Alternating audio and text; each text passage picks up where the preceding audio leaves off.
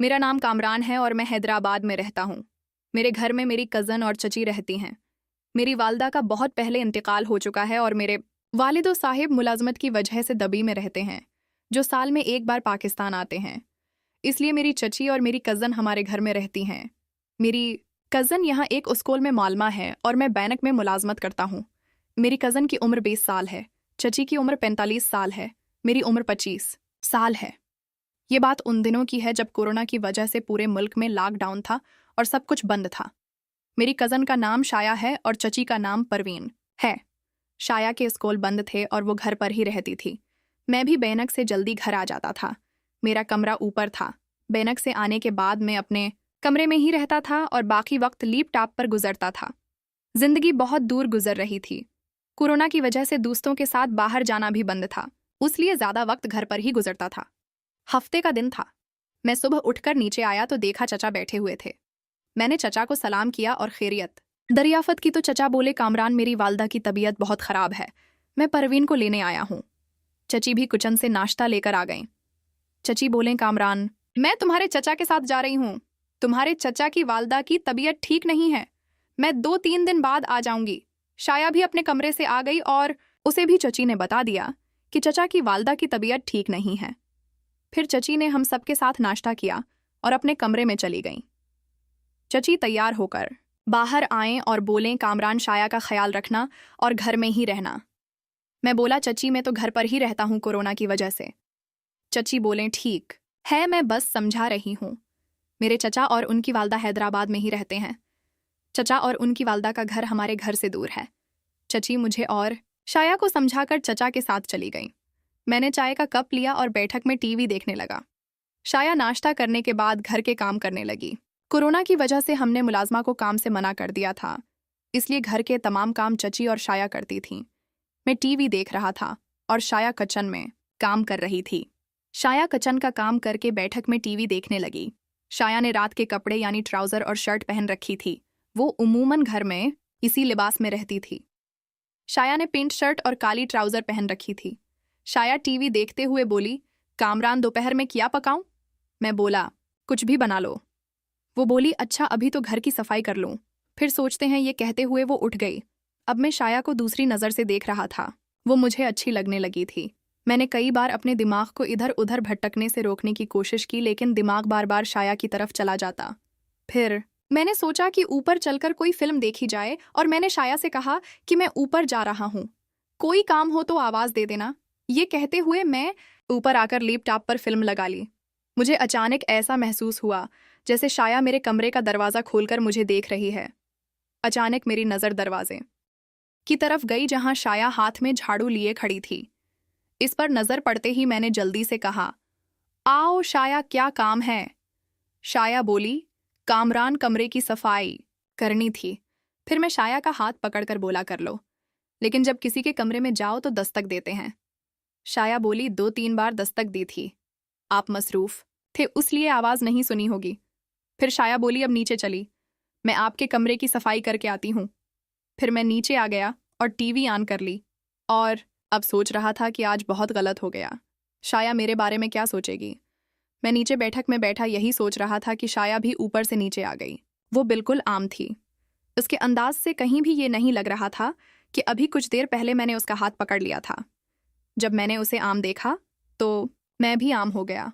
शाया काम खत्म करके मेरे सामने सोफे पर बैठ गई और बोली, कामरान पानी गिलास में डाल दो। मैंने फर्ज से पानी निकालकर उसे दिया। पानी देते हुए मेरी नज़र इसके चेहरे पर थी। फिर शाया बोली, कामरान क्या देख रहे हैं? मैं घबराकर बोला, नहीं कुछ नहीं। शाया ने गिलास दिया और बोली, अब ये बताएं खाना क्या बनाना है? मैं बोला, जो दिल चाहे बना दो। वो कहने लगी, अच्छा देखती हूँ फ्रिज में क्या रखा है। शाया फ्रिज का दरवाज़ा खोले खड़ी थी। मैं उठने लगा तो शाया बोली, कामरान ज़रा मेरी मदद करें, ये गोश्त का पैकेट फ्रिज से नहीं निकल रहा है। मैं शाया के पीछे गया, उसे कहा, तुम हटू, मैं निकालता हूँ। शाया बोली, कामरान अब बस थोड़ा सा जोर लगाएं, निकल जाएगा। मैं उसके पीछे खड़ा था और फ्रिज के अंदर से गोश्त का पैकेट निकालने की कोशिश करने लगा। जब मैंने पैकेट फ्रिज से बाहर निकाला तो शाया बोली, कामरान पैकेट पानी में डाल दें, जब तक ये नरम हो जाए फिर खाना बनाती हूँ। और हाँ, मैं नहाने जा रही हूँ, आप अभी ऊपर कमरे में नहीं जाना, मैं नहा कर आती हूँ। मैं बोला, ठीक है तुम नहा लो, मैं टीवी देख रहा हूँ। वो अपने कमरे में चली गई और मैं टीवी देखने लगा। लेकिन मेरा दिमाग तो शाया की तरफ था। अब मुझे लग रहा था कि शाया को भी ये खेल अच्छा लग रहा है, क्योंकि शाया का रद्दअमल अच्छा था। मैं उन्हीं ख्यालात में गुम था तो शाया की आवाज़ आई, कामरान। और जब मैंने पीछे मुड़कर देखा तो मेरी आंखें खुली की खुली रह गईं। इससे पहले मैंने कभी शाया को इस तरह नहीं देखा था। मुझे ऐसे देखते हुए बोली, कामरान क्या हुआ? मैं बोला, नहीं कुछ नहीं, बहुत अच्छी लग रही हो इस लिबास में। शाया खुश होती हुई बोली, अच्छा आपको ये लिबास अच्छा लगा? मैं बोला, तुम पर तो ये लिबास बहुत सज रहा है। शाया ने चारों तरफ घूम कर मुझे लिबास दिखाया। शाया बोली, कामरान अब मैं खाना बना लूं, आप किचन में आ जाएं और मेरी मदद भी कर दें। अब तो मैं भी यही चाहता था कि बस शाया को ही देखता रहूं। शाया गोश्त धो रही थी। मैं बोला, क्या मदद करनी है? कहने लगी, अभी बताती हूँ। फिर बोली, अब मुझे ऊपर से मसाले उतार कर दे, मैं सालन में डालूं। शाया मुझसे जो मसाले मांगती रही, मैं उसे देता रहा। हम बातें कर रहे थे कि चची का कॉल दोबारा शाया के मोबाइल पर आ गया। चची शाया से पूछने लगे कि कहाँ थी ना, तुमने फ़ोन अटेंड नहीं किया। और ना कामरान ने। तो शाया बोली, चची मैं किचन में थी और कामरान तो ऊपर अपने कमरे में सो रहे हैं। चची ने खैरियत ली और कहा कि कल आ जाएंगी। चचा की वालदा की तबीयत ठीक है। फ़ोन रखने के बाद शाया बोली, कामरान आपको एक बात बतानी है। मैं बोला, जी बोलो। शाया कहने लगी कि मुझे समझ नहीं आ रही कि आपको बताऊं या नहीं। मैं बोला, नहीं जो भी बात है तुम बताओ। तो शाया बोली, आप मुझे अच्छे लगते हो और आप वादा करें कि चची से इस बारे में कोई बात नहीं करेंगे। मैं बोला, कभी नहीं करूंगा। ये कहते हुए मैं अपने कमरे में गया। कमरे से टी शर्ट पहनकर नीचे आया तो शाया भी ट्राउज़र और टी शर्ट में बैठक में बैठी थी। उसे देखकर मैं बोला, जान बहुत प्यारी और गुलाब का फूल लग रही हो। शाया बोली, गुलाब का फूल आपने ही बनाया है।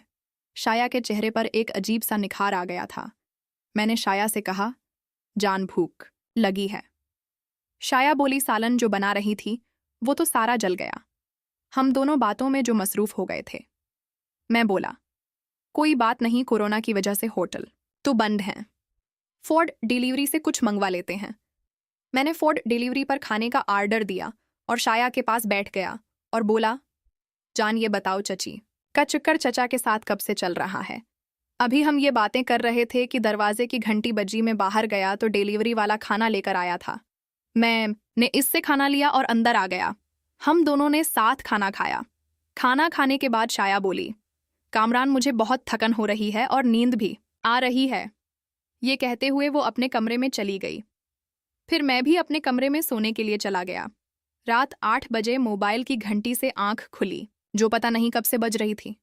मोबाइल देखा तो चची का कॉल था। मोबाइल अटेंड करके मैं बोला, जी चची।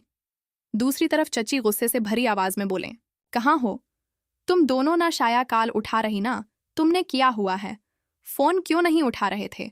मैं बोला, चची मैं ऊपर कमरे में सो रहा था और मुझे लगता है शाया भी सो रही होगी।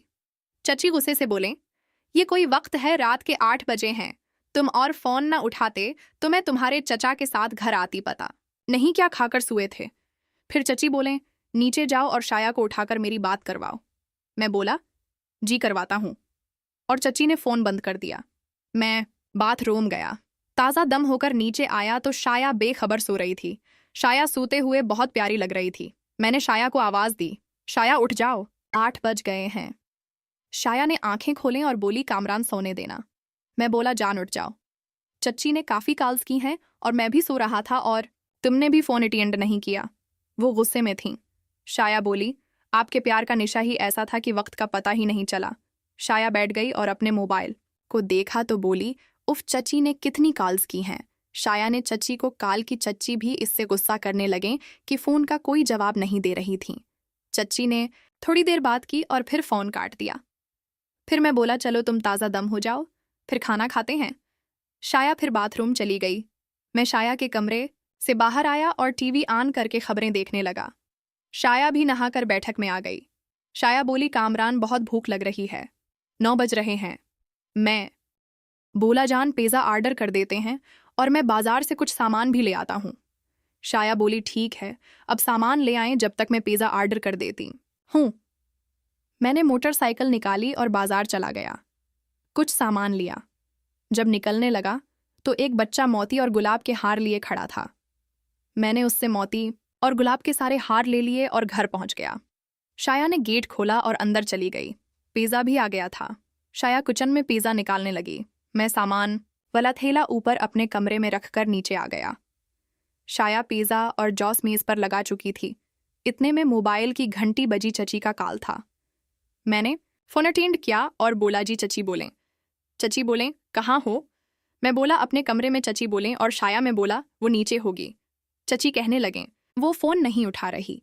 मैं बोला, चची कोई काम कर रही होगी, आप दोबारा कर लें।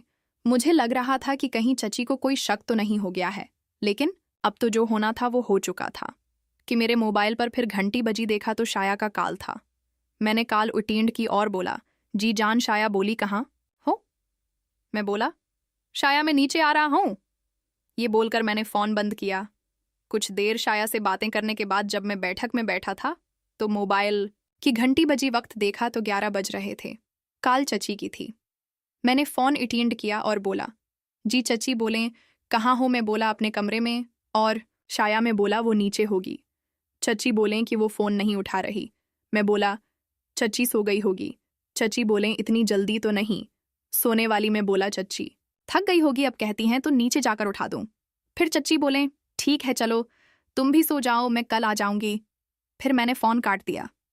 सुबह उठा तो देखा सुबह के 11 बज रहे थे। चची की कॉल आई। फ़ोन अटेंड किया तो चची की गुस्से वाली आवाज़ आई,